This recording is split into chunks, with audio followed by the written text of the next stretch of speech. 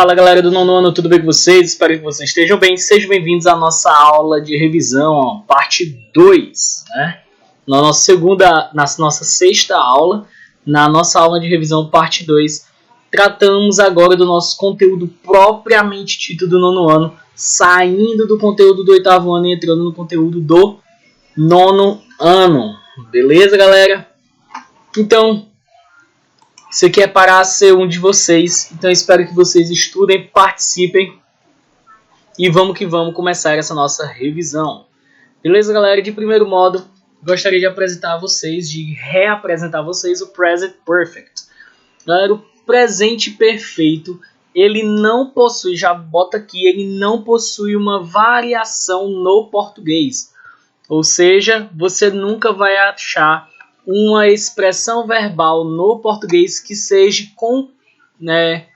comparada ao Present Perfect. Tanto Present Perfect como Simple Past vão ser traduzidos da mesma maneira, tá? Então é importante que você compreenda a intenção e a formação daquela frase para que quando você passe ela para o inglês, você identifique se ela está no Simple Past, no Present Perfect ou no Past Perfect. Todas essas três indicações elas vão ser traduzidas da mesma maneira, tá bom? Então, no nosso caso é o Present Perfect e o presente perfeito na língua inglesa ele vai seguir na regra geral de sujeito, mais o verbo to have no presente. Só que a gente tem o auxílio do has também. O has é a flexão do verbo to have no presente, que ele é um verbo irregular, e em vez de ser haves, ele vai sair o VE e vai entrar o S, has. Então o has ele somente será usado, vou repetir, o has somente será usado em terceira pessoa do singular. O has somente será usado em terceira pessoa do singular. He, she e it. Beleza? Depois o verbo principal no particípio. Se for regular com ed no final. Se for irregular, você vai ter que achar eles na tabela. Tá bom? Mais o complemento. Por exemplo, Susan, she, ela. Susan has been, has, né, verbo to have, been, verbo principal no particípio, verbo to be no particípio, been to England, complemento. Susan esteve na Inglaterra. O presente perfeito ele pode ser usado para indicar em três situações. A primeira, ações que começaram no passado e continuam até o presente, ou seja, ações que iniciaram no tempo passado e que hoje em dia elas ainda estão acontecendo. Por exemplo, she has worked at the hospital since April. Ela trabalha no hospital desde abril. Quer dizer que ela iniciou seu trabalho em abril e até hoje ela está exercendo aquela função. She has worked at the hospital since April. Beleza? Outro exemplo, I have exercised at the gym lately. Eu tenho me exercitado na academia ultimamente. Ou seja, eu venho me exercitando na academia ultimamente. They have organized their wedding. They have organized their wedding. Eles têm organizado o casamento deles. Certo? Ou seja, eles estão vindo organizando o casamento deles. Number 2. Ações que ocorreram em um tempo não determinado e indefinido no passado. Ou seja, quando a gente não possui uma determinação no tempo. Por exemplo, ele disse assim, eu fui na tua casa. É uma ação no passado. Mas eu não sei quando foi que eu fui. Se foi ontem, antes de ontem, semana passada, mês passado. Agora, eu fui na tua casa ontem. Eu já identifiquei um tempo determinado. Fui na casa segunda-feira. Já tem um tempo determinado. Beleza? Por exemplo, I have been to the USA. Eu estive nos Estados Unidos. O outro, she has traveled to England. She has traveled to England. Ela viajou para a Inglaterra. Eu não sei quando ela viajou. Então, é indeterminado. You have made a delicious apple pie. Você fez uma torta de maçã deliciosa. Eu não sei quando quando você fez essa torta de maçã. E na terceira, ações que acabaram de acontecer. Ou seja, acabaram nesse exato momento. They have just left. Eles acabaram de sair. Jane has just made the lunch. Jane acabou de preparar o almoço. I have just done the dishes. Acabei de lavar a louça.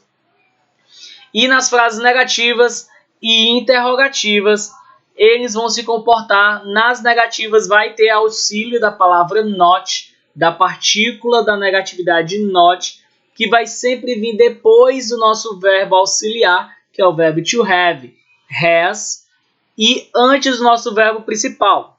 Já na interrogativa, o verbo to have vem antes do nosso sujeito. Não vou colocar no sentido de início da frase, porque não necessariamente ele vai vir no início da frase. Pode ser que haja a presença de question words, certo? Então, se for I have not, a gente pode abreviar como vocês estão vendo aí. I haven't. You have not. You haven't. He has not. He hasn't. She has not. She hasn't. It has not. It hasn't. We have not. We haven't. You have not. You haven't. They have not. They haven't. Na interrogativa, have I, have you, has he, has she, has it, have we, have you, have they. Por exemplo, she hasn't organized the house. Ou você pode botar she has not organized the house, ou she hasn't organized the house. Ela não organizou a casa. They haven't painted their house yet. They haven't painted their house yet. Você pode botar tanto they have not painted their house yet, ou they haven't painted their house yet. Eles ainda não pintaram a casa deles. Has she called Susan? Has she called Susan? Ela ligou para Susan. Has he watched a lot of movies? Has he watched a lot of movies? Ele assistiu a muitos filmes. Beleza? Esse conteúdo é da Laísa Gabriela. E o nosso próximo conteúdo são os advérbios que fazem auxílio ao nosso present perfect. O primeiro que nós iremos trabalhar é o yet. O yet, galera, nas frases interrogativas, ele dá a ideia de já, porém no sentido que negativo, quando você já tem ideia ou percepção de que ainda não ocorreu. Já nas frases negativas, ele vai dar tradução de ainda. É como se fosse a pergunta e a resposta. Você utiliza o yet na pergunta, sendo que a resposta seria o yet também. No caso de ainda. Por exemplo, I haven't seen my daughter yet. Desculpe, não é interrogativa. I haven't seen my daughter yet. Ainda não vi a minha filha. Ou seja, eu ainda não vi a minha filha. Have you finished your homework yet? Você já terminou a sua lição de casa? A pessoa que pergunta, ela já deve ter ciência de que não ocorreu esse fato. Ou ter uma ideia, uma suposição de que não ocorreu esse fato. Beleza? Has your sister writing you a letter yet? Has your sister writing you a letter yet? Sua irmã já te escreveu uma carta? Beleza? No outro é o I'll read. Enquanto o yet ele vai traduzir um sentido negativo, o I'll read ele vai estar no sentido afirmativo. E por incrível que pareça, ele pode aparecer em qualquer tempo verbal. Presente, passado, futuro. Certo? Ele é mais utilizado no present perfect. Certo? Ele também tem um significado de já. E na pergunta também ele utiliza como já. Só que na pergunta é como se você já tivesse ciência de que aquilo aconteceu, tá? Outra questão também, o yet, ele só vai vir no final da frase. Perceba que ele só vai vir no final da frase.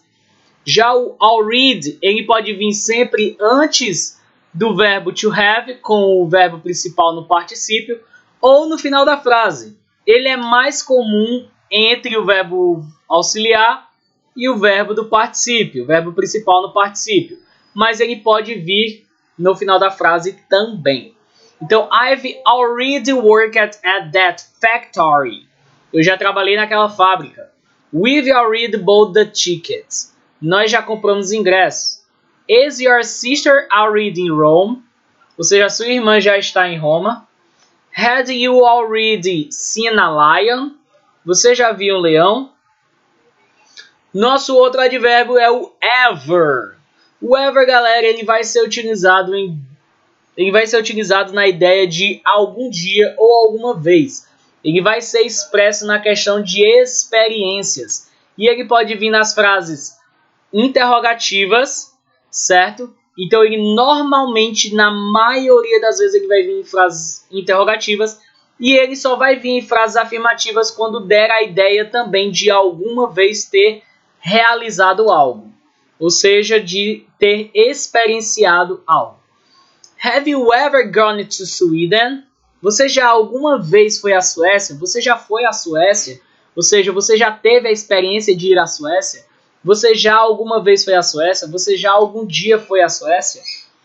Has Jennifer ever been to New York? Has Jennifer ever been to New York? A Jennifer já esteve em Nova York? Ou seja, algum dia a Jennifer já esteve em Nova York? Bianca asked me if I had ever gone to the United States. Ou seja, a Bianca me perguntou se eu já fui aos Estados Unidos. É uma frase afirmativa que também dará a ideia de experiência. Ou seja, a Bianca me perguntou se eu algum dia ou alguma vez ou já experimentei ir aos Estados Unidos. Beleza? Bianca asked me if I had ever gone to the United States. E o never significa a própria palavra. Never significa nunca. E ela dá o sentido de nunca. Porém, você nunca vai poder colocar a partícula not se houver o advérbio never. E ele sempre, como ever, ele sempre vai estar entre o meu verbo auxiliar e o meu verbo principal no particípio. Entretanto, nas interrogativas, no caso do ever, que ele vai vir entre o sujeito e o verbo principal no particípio, porque o have vai estar antes do sujeito. Já no never, não existe pergunta com never, pelo menos na minha concepção. Never vai ficar nesse sentido, beleza? Sempre entre o verbo auxiliar e o verbo principal no particípio. I have never visited Berlin. Eu nunca visitei Berlim, certo? I have never been to Italy. Eu nunca fui à Itália. E o just, ele é utilizado para falar sobre ações que acabaram de acontecer, como a gente falou lá no início, né? A palavra pode possuir um sentido de acabei de, conforme a gente pode ver nos exemplos, né? I'm not going to the restaurant because I've just had lunch. Ou seja, eu não vou ao restaurante porque eu acabei de jantar. I'm not going to the restaurant. Eu não vou ao restaurante because, porque I've just had lunch. Porque eu acabei de almoçar, acabei de jantar. No caso, é almoçar. Eu traduzo lunch como almoçar. Jantar é dinner. Outra pergunta. Why did you dirt the floor? I've just washed it. Por que você sujou o chão? Eu acabei de lavá-lo. Why did you dirt the floor? I've just washed it. Certo? Eu acabei de lavá-lo. I've just lost my keys. Eu acabei de perder minhas chaves. I've just lost my keys. Acabei de perder minhas chaves. E temos o since and for, que são dois. O since ele vai dar a ideia de duração. Aliás, o since vai dar a ideia de que iniciou em um ponto no determinado tempo. Ou seja, que vai ser o nosso desde. Por exemplo, she has lived here since 1980. Ou seja, ela mora aqui desde 1980. Ou seja, ele está especificando um ponto específico no tempo. Ele não está perdurando a ideia, mas subtende-se que perdura. Ou seja, ela mora aqui desde 1980. Quer dizer que ela ainda continua morando. She has lived here since 1980. certo? E o for, ele vai dar a ideia de período de tempo, ou seja, duração. E como tem aí, o science ele vai ser utilizado como ponto de partida, né? No for vai ter assim, she has lived here for 20 years. She has lived here for 20 years. Ela morou aqui por 20 anos. We have taught at this school for a long time.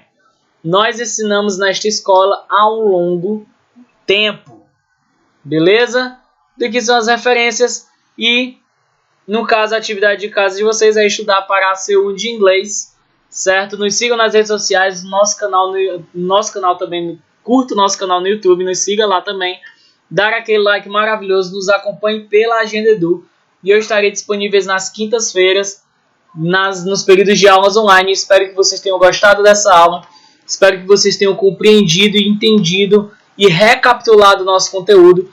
Boa sorte na prova de vocês e estudem, se dediquem, certo? E vamos rumo ao 10 nessa avaliação. Valeu, galera. Até a próxima. Fui!